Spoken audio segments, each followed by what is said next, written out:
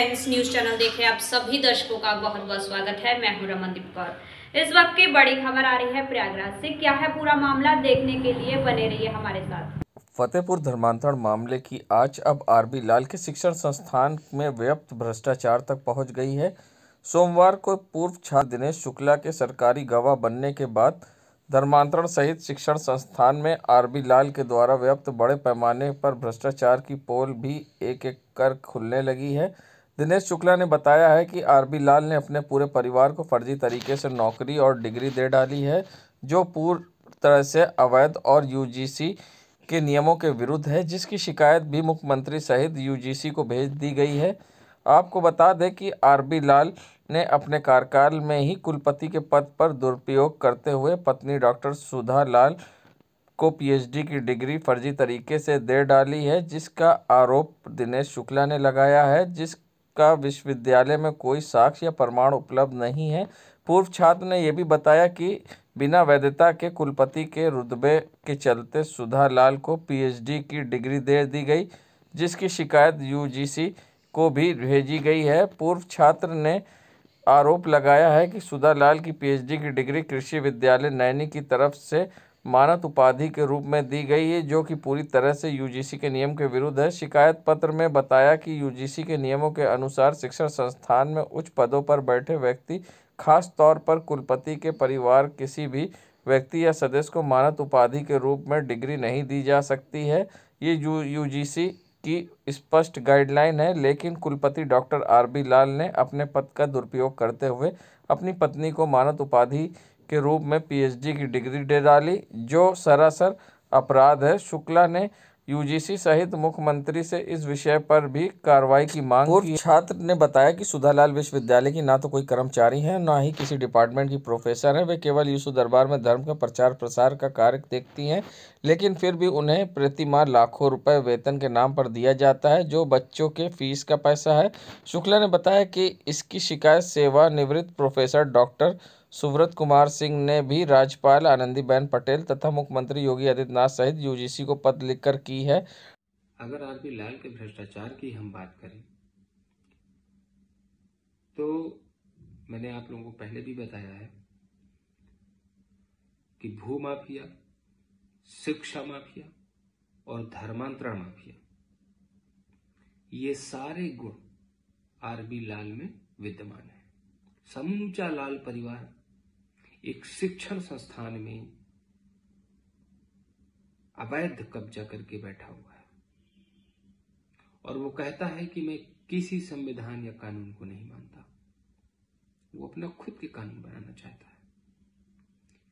ना तो वो यूजीसी के किसी भी नियमों को फॉलो करता है, ना ही वो किसी प्रकार के जो शिक्षा नीति है या शिक्षा के नियम है उनको किसी को फॉलो नहीं करता है। वो उसके भ्रष्टाचार की जो पराकाष्ठा है वो अपनी सीमाएं लांघ चुकी है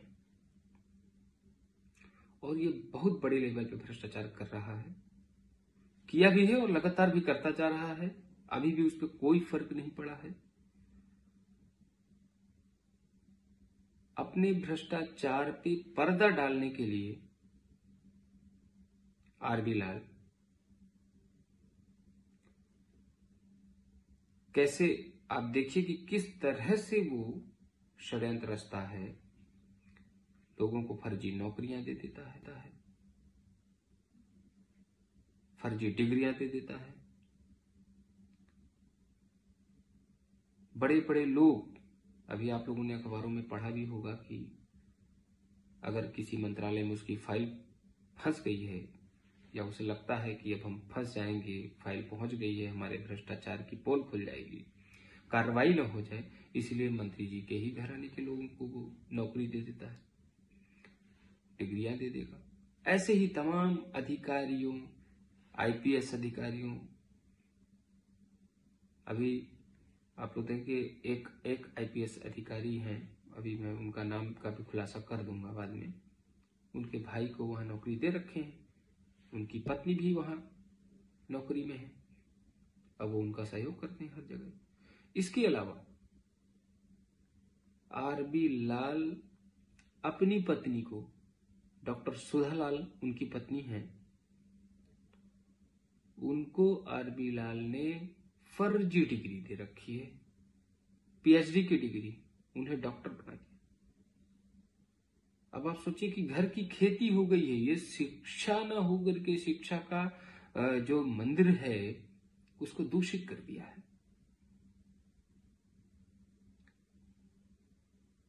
यूजीसी की साफ गाइडलाइन है कि किसी भी विश्वविद्यालय के कुलपति या उच्च पदों पर बैठे व्यक्ति अपने घर परिवार के लोगों को मानद उपाधि नहीं दे सकते।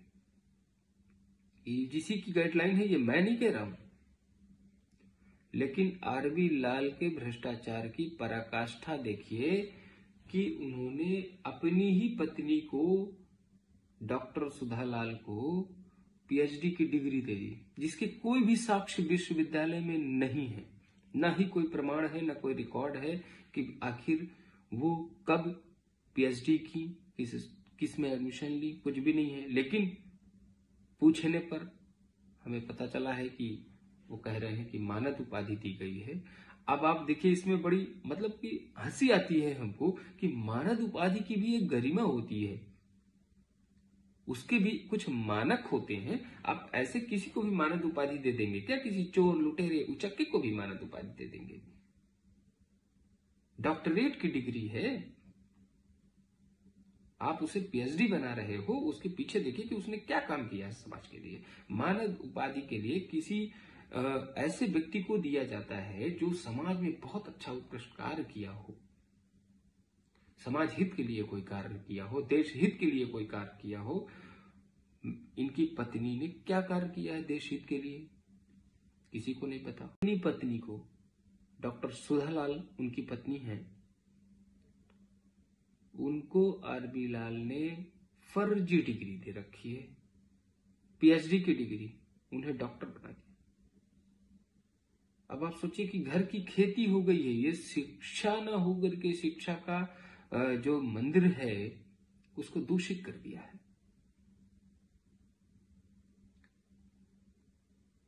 यूजीसी की साफ गाइडलाइन है कि किसी भी विश्वविद्यालय के कुलपति या उच्च पदों पर बैठे व्यक्ति अपने घर परिवार के लोगों को मानद उपाधि नहीं दे सकते। यूजीसी की गाइडलाइन है, ये मैं नहीं कह रहा हूं।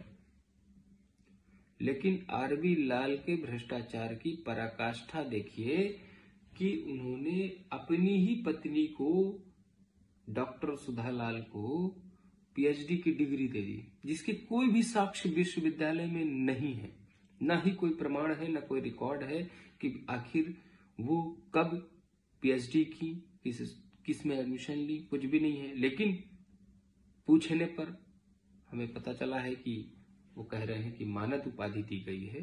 अब आप देखिए, इसमें बड़ी मतलब कि हंसी आती है हमको कि मानद उपाधि की भी एक गरिमा होती है, उसके भी कुछ मानक होते हैं। आप ऐसे किसी को भी मानद उपाधि दे दें। आप ये लिखा हुआ है कि आप उच्च पदों पर बैठे हुए व्यक्ति, जैसे कि कुलपति जैसे पद पर बैठा व्यक्ति, अपने घर परिवार के लोग सदस्यों को मानद उपाधि की डिग्री नहीं दे सकता, वो शिक्षण संस्थान।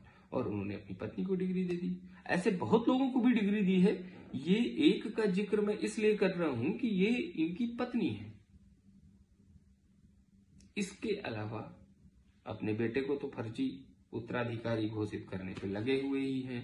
वो तो चाहते हैं कि मैं हटूंगा, मेरा बेटा कुलपति बन जाए, जिसको फर्जी तरीके से अपॉइंटमेंट कर दिया गया है। बेटा विदेश में बैठा है, जब यहां लौट के आता है तो कहते हैं कि वो पहले से ही वहां पे प्रोफेसर थे, स्पेशल लीव पे गए थे। उसके भी तमाम साक्ष्य, डॉक्यूमेंट है मेरे पास। उसकी हमने कंप्लेन भी कर रखी है यूजीसी में, और इनकी पत्नी की डिग्री को लेकर भी हमने यूजीसी में कंप्लेन कर रखी है। और इनको फर्जी डिग्री ही नहीं, इनको फर्जी तरीके से वेतन भी दिया जा रहा है। कौन सा विश्वविद्यालय में ये काम करती हैं, किस डिपार्टमेंट में है, शिक्षा को लेकर ये क्या काम करती हैं, किसी को नहीं पता है। आप विश्वविद्यालय में किसी से पूछे ना, कहाँ इनका डिपार्टमेंट है, कहाँ इनका ऑफिस है। ये तो ईशू दरबार में, चर्च में प्रार्थना सभा कराती हैं, और उनको सोसाइटी से आप वेतन दे रहे हो। 2-2.5 लाख रुपया महीने में उनको फर्जी जा रहा है ये पैसा। ऊपर से जो है कि मानदेय भी दे रहे हो, जो है कि मानदेय भी दे रहे हो आप। और उधर शिक्षकों का 7 महीने से सैलरी 8 महीने से नहीं मिली है, उसकी चिंता नहीं है। कहते हैं यूनिवर्सिटी में फाइनेंशियल प्रॉब्लम है। फाइनेंशियल प्रॉब्लम कैसे नहीं होगी? आरबी लाल, विनोद बिलाल, एस बी लाल,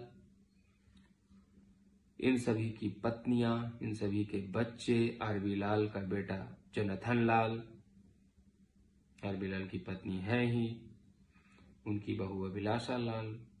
एक तरफ से तो लाल परिवार यूनिवर्सिटी के पैसे से लाल है, तो वो अपने आप को तो लाल किए हैं, लेकिन विश्वविद्यालय में जो अन्य शिक्षक हैं, कर्मचारी हैं, छोटे छोटे पदों पे काम करने वाले जो प्यून का काम करते हैं, उन लोगों की 8-8 महीने से सैलरी नहीं दी गई है, जिन्हें 8,000 10,000 वेतन ही मिलता है। अब आप सोचिए कि उनका घर कैसे चलता है। ऐसे व्यक्ति के खिलाफ कार्रवाई क्यों नहीं होनी चाहिए? अगर हम कुछ खुलासा कर रहे हैं तो उनको लगता है कि हम उनको ब्लैकमेल कर रहे हैं, मीडिया में जाके बयानबाजी करते हैं। उनके कुछ चाटुकार हैं, उनके जो पीआरओ साहब हैं रमाकांत दुबे, जिनके बारे में आप लोग जानते भी हैं, मुझे बताने की जरूरत नहीं है कि उनका कैरेक्टर कैसा है। सूत्रों के अनुसार फतेहपुर पुलिस ने एडीजी जोन प्रयागराज को फतेहपुर धर्मांतरण और लाल परिवार के भ्रष्टाचार के विरुद्ध जांच के सारे साक्ष्य सौंपे हैं। वहीं फतेहपुर सदर कोतवाली के इंचार्ज और विवेचना अधिकारी अमित मिश्रा ने प्रयागराज पहुंचकर एडीजी जोन प्रयागराज भानु भास्कर को फतेहपुर सामूहिक धर्मांतरण और लाल परिवार के शिक्षण संस्थान में व्याप्त बड़े पैमाने पर भ्रष्टाचार की फाइलें सौंप दी है। इससे अंदाज़ा लगाया जा सकता है कि जल्द ही कृषि विश्वविद्यालय नैनी के वाइस चांसलर सहित अन्य अधिकारियों की गिरफ्तारी भी हो सकती है। संगम नगरी प्रयागराज के सिविल लाइन बस स्टैंड के गेट पर खुलेआम संचालित हो रहा अवैध टैक्सी व कार चालकों से अवैध वसूली का वीडियो अब सोशल मीडिया पर वायरल हो रहा है। वहीं इस वीडियो को ट्वीट कर पुलिस से शिकायत भी की गई है, जिसमें बताया जा रहा है कि अवैध टैक्सी स्टैंड पर कार चालकों से चौहान व राम सिंह कर रहे अवैध वसूली। खुलेआम अवैध वसूली टैक्सी स्टैंड पर नाम पर कार चालकों से 100 से 500 रुपये की वसूली की जा रही है। ऐसे में इसमें यह भी दिखाया जा रहा है किस तरह से बस स्टैंड से लोगों को पकड़कर ये अवैध टैक्सी स्टैंड में ले जाकर बैठाते हैं। बस अड्डे पर खुलेआम अवैध वसूली हो रही है और जिसका वीडियो भी वायरल हो रहा है और सिविल लाइन पुलिस इस पर किसी प्रकार की कार्रवाई नहीं करती। इस पर पुलिस की कार्यशैली पर भी प्रश्न चिन्ह खड़े हो रहे हैं।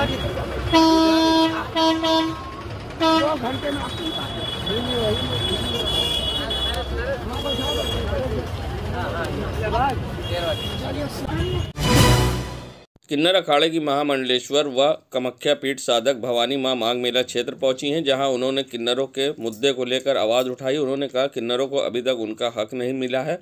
साथ ही उनका कहना था कि वे मुसलमान हो चुकी थी, हज भी करी और फिर वो सनातन धर्म में वापस आई हैं अभी, मगर किन्नरों को उनका हक नहीं मिल पाया। ऐसे में उन्होंने क्या कुछ कहा है, आइए सुनाते हैं। और लगातार आप किन्नर अखाड़े से जुड़ी, क्या लगता है किन्नरों का जिसलिए वेलफेयर बोर्ड भी बना दिया गया, सब कुछ, क्या लगता है अभी भी किन्नरों को उनका हक नहीं मिला है? जय श्री महाकाल। मैं भवानी माँ किन्नर अखाड़े के महामंडल से तंत्र साधक कामाख्या पीठ से शिष्य श्री हरिगिरी महाराज जी से जूना अखाड़े से सन्यासी। देखिए, जो हमें चाहिए वो हमें मिलेगा, क्योंकि सबसे पहले तो मुझे अपने जेंडर का अधिकार चाहिए था, जो माननीय सुप्रीम कोर्ट ने मुझे 2014 में दे दिया। क्योंकि इस समाज में मातृदेवो भवा था। इधर पुरुष प्रधान कब बन गया? क्योंकि उन्होंने 13 अखाड़े बनाए, 14वां आज तक महिला अखाड़ा नहीं बना पाए। हमने तो कोशिश तो करी, क्योंकि आप कहते हो जी धर्मांतरण होता है, मेरे समाज में भी होता था और 900 साल से होता आया। मैं खुद हज करके बैठी 2012 में, क्योंकि मेरी गर्दियाँ सारी इस्लामी थी। हम गरीब के बच्चे किन्नर समाज में पैदा हो जाते तो समाज के लिए गाली बन जाते हैं। हम वहाँ से निकलते हैं, निकलने के बाद हमें गुरु मिलते हैं। हमारे में भी 3 पड़ाव हैं, एक रेड लाइट मांगने वाला है, एक शरीर बेचने वाला और एक हम लोग गद्दी वाले, जो परंपराओं से शादी ब्याह शुभ अवसर पे आपके घरों पे बधाई मांगने वाले गद्दी वाले किन्नर हैं। तो हम अपने तौर तरीके से नियमों से चलते, तो लेकिन वो गद्दियाँ हमारी इस्लामी हो चुकी थी। तो उसमें ये नहीं है कि कौन हमारे, क्योंकि हमारे एक बाप का नहीं होता, आज एक बाप 4 बेटे पैदा करके अपने कहने पे नहीं चला सकता, तो हमारे 4 दिशाओं से बच्चे आते किन्नर। कोई बंगाली जानता है, कोई बिहारी जानता है, कोई कैसी जानता है, और उनको सबको एक छत के नीचे रखना और एक परंपरा में लेके चलना। तो हम शायद अभी बहुत पीछे हैं और हमारे साथ अभी अन्याय हो रहा है, क्योंकि जो एक्ट निकला है उसके अंदर हमें किन्नर से संबोधित किया गया। सरकार ने भी, सुप्रीम कोर्ट ने भी हमें किन्नर से करा गया, लेकिन आज मैं ट्रांसमैन को किन्नर नहीं कह सकती और हिजड़ा भी नहीं कह सकती। तो मुझे ट्रांसजेंडर, उसमें मेरे को एक अपनी पहचान, किन्नर की पहचान चाहिए, क्योंकि ये मेरी परंपरा गुरुओं की है, गुरु पीढ़ियों की है कि ट्रांसमैन, ट्रांस वुमेन अपने बाप के नाम से जाने जाते हैं और हम लोग अपने गुरु गद्दियों के नाम से जाने जाते हैं। तो जिस तरीके से हमारा सम्मान पहले वेदों में, उसी तरीके से संविधान के हिसाब से हमने लिया है और समाज भी हमारे को उसी हिसाब से और सरकार भी उसी तरीके से हम गद्दीदार किन्नरों की एक लिस्ट बनाई जाए, क्योंकि हर इलाके में, पूरे हिंदुस्तान में गद्दीदार किन्नर हैं। उनसे संपर्क करके उन्हों के लीड बनाई जाए तो शायद हम लोगों की एक प्रथा बच जाए, नहीं तो ये प्रथा बचने वाली नहीं है। संगम नगरी प्रयागराज पहुंचे माघ मेला क्षेत्र में किसान महापंचायत में किसान नेता राकेश टिकैत ने बड़ा बयान दिया है। साथ ही उन्होंने अपने आप को भगवान राम का वंशज बताया है। कहा है कि दोनों के गोत्र सेम थे और ऐसे में उन्होंने बीजेपी पर मंदिर बनवाने में चंदा खाने का और कई भ्रष्टाचार का आरोप लगाया है। और राकेश टिकैत ने इस पूरे मामले पर क्या कुछ कहा है, आइए सुनाते हैं आपको। भाई रघुवंशी तो हम हैं, वो तो पूर्वज थे हमारे, वो तो गोत, वे रघुवंशी गोत से थे। और रघुवंशी गोत के बहुत लोग जो यहाँ पे भी हैं, राजस्थान में भी हैं, सब जगह उनके लोग हैं। और भगवान राम को सब लोग मानते हैं। वो एक गोत का सवाल अलग होगा रघुवंशी का, लेकिन भगवान राम सबके हैं, सबके थे और सबके रहेंगे। आपका अधिकार, आपका हक ज्यादा कैसे नहीं ऐसा नहीं आपका है ये? नहीं वो तो भाई पूर्वज हैं, हम ही उसी गोत के हैं, जिस गोत के जिस उससे रघुवंशी रामचंद्र जी थे, उसी गोत से हम हैं। तो हक भगवान राम पे सबका हक है, वो सबके थे, हैं और रहेंगे। और जो भारतीय जनता पार्टी के लोग वो तो राजनीति उससे करते हैं। भाई भगवान राम का नाम लेके वे सत्ता में आ जाएं तो उस पर काम करते हैं। पॉलिटिकल आदमी उसको जहाँ से वोट का फायदा होगा वो उस चीज़ का इस्तेमाल करेगा। भारतीय जनता पार्टी को चूंकि मंदिर का निर्माण अब लगभग पूरा होने पे है, चुनाव से मंदिर पहले उसका ठीक है, हो जाएगा, तो भारतीय जनता पार्टी और ट्रस्ट बनवा रहा है उसको। तो ये कहाँ बनवा रहे, ये तो चंदा खा गया उसमें से, जो इकट्ठा करा था ये तो चंदा खा गया उसमें से। भाई चंदे का एलिगेशन लगा उन पर, वो तो ट्रस्ट है, उसका ट्रस्ट बनवा रहा, पूरा देश के लोगों ने उसमें चंदा दिया, पैसे दिए, उसका निर्माण हो रहा। इनका क्या रोल है उसमें? संगम नगरी प्रयागराज के औद्योगिक थाना क्षेत्र में 14 जनवरी को अज्ञात व्यक्तियों ने संदीप के ऊपर गोली से फायर किया था, जिसमें वे गंभीर रूप से घायल हो गया था, जिसे पुलिस ने इलाज के लिए अस्पताल में भर्ती भी कराया था। पुलिस ने आज बुधवार को इस केस में बड़ा खुलासा करते हुए युवक के छोटे भाई को गिरफ्तार किया है। 2 भाई सहित 2 शूटरों को भी गिरफ्तार किया है। पुलिस उपायुक्त प्रोटोकॉल दीपक ने बताया कि पिता के सौतेले व्यापार से भास्कर अपने 2 साथियों के साथ मिलकर अपने सगे बड़े भाई के ऊपर हत्या की योजना बनाई थी और 14 तारीख को मौका पाकर फायर कर दिया था। पुलिस ने इनके कब्जे से देसी तमंचा, जिंदा कारतूस सहित अन्य चीज़ें भी बरामद की है। इन्होंने जब पुलिस ने पूछताछ की तो इन्होंने बताया कि पिता के सौतेले व्यापार के कारण ये योजना बनाई थी। वहीं पुलिस अब इनके खिलाफ विधिक कार्रवाई करके जेल भेज रही है। वहीं शूटरों की पुलिस ने हिस्ट्री भी खंगाली, इनका क्राइम का कोई इतिहास नहीं था। युवक की हत्या की गई थी, इसके पीछे क्या कारण था और कितने लोग थे इसमें शामिल? देखिए, दिनांक 14/1/23 को एक संदीप कुमार नाम का व्यक्ति है, उस पर 2 अज्ञात व्यक्तियों द्वारा फायर किया गया था और इसमें पुलिस टीम, जो इंडस्ट्रियल एरिया की पुलिस टीम के द्वारा 2 अभियुक्तों को गिरफ्तार किया गया है, जिसमें एक का नाम लवकुश और दूसरा रंजीत, दोनों ही कौशाम्बी जनपद के रहने वाले हैं और इन्हीं के द्वारा ये घटना कारित की गई थी। इसमें जो मेन प्लानिंग थी वो संदीप का जो सौतेला भाई है भास्कर, उसके द्वारा ये प्लानिंग की गई थी, क्योंकि उसके फादर उसके साथ सौतेला व्यवहार करते हैं और प्रॉपर्टी इनका डिस्प्यूट भी चल रहा है। इसी के चलते इसने इन दोनों शूटर्स को हायर किया 50,000 रुपये में और इसके द्वारा ये पूरी प्लानिंग की गई थी। जो अभियुक्त हैं, इनसे जो बरामद हुआ है उसमें एक अवैध तमंचा इनसे बरामद हुआ है और जो घटना में यूज बाइक थी और 3 मोबाइल फ़ोन इनसे मिले हैं। क्या जो शूटर है उनका कोई आपराधिक? देखिए, अभी तक इनका जो डिटेल्स निकलवाए हैं उसमें कोई भी आपराधिक इतिहास इनका संज्ञान में नहीं आया है।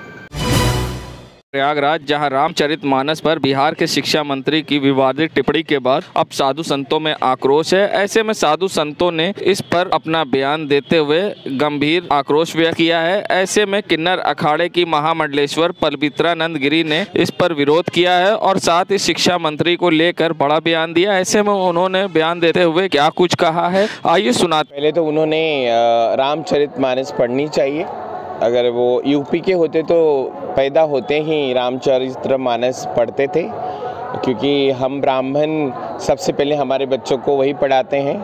और मुझे तो लगता है वो अनएजुकेटेड है, उन्होंने शिक्षा ही प्राप्त नहीं की है। लोगों को झूठ बोल के अपना वोट बैंक बनाया होगा, तभी जाके वो शिक्षण मंत्री बने हैं।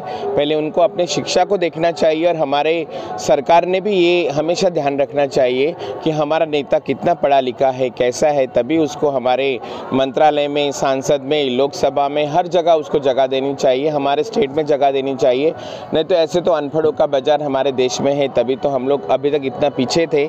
लेकिन अभी मुझे लगता है कि हमारी सरकार कुछ ना कुछ अच्छा करेगी।